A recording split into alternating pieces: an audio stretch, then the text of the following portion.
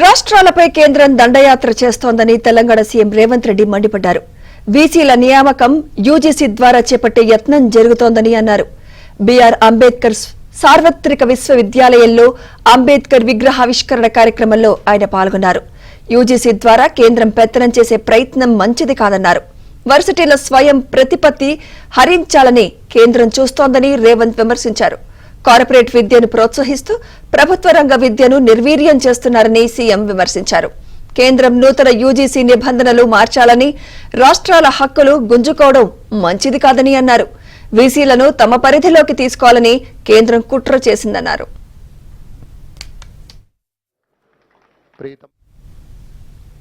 పద్మ అవార్డుల విషయంలో తెలంగాణపై కేంద్రం వివక్ష చూపిందని సీఎం అసంతృప్తి వ్యక్తం చేశారు. దీనిపై కేంద్రానికి నిరసన తెలుపుతూ లేఖ రాస్తామని రేవంత్ చెప్పారు.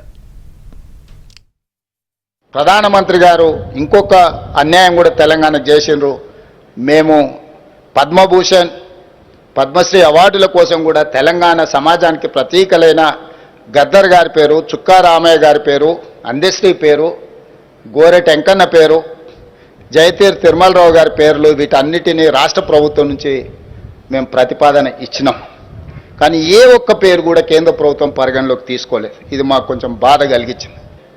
నేను తొందరలోనే ప్రధానమంత్రి గారికి లేఖ రాయబోతున్నా.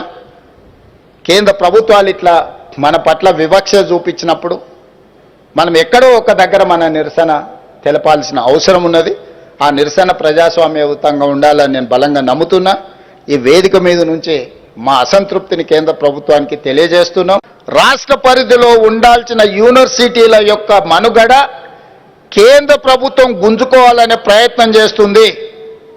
ఇప్పుడు నేను నియమించిన వైస్ ఛాన్సలర్ని భవిష్యత్తులో గవర్నమెంట్ ఆఫ్ ఇండియా ఢిల్లీ నుంచే నియమిస్తాము, ఈ నిబంధనలు సరళిస్తామంటున్నారు.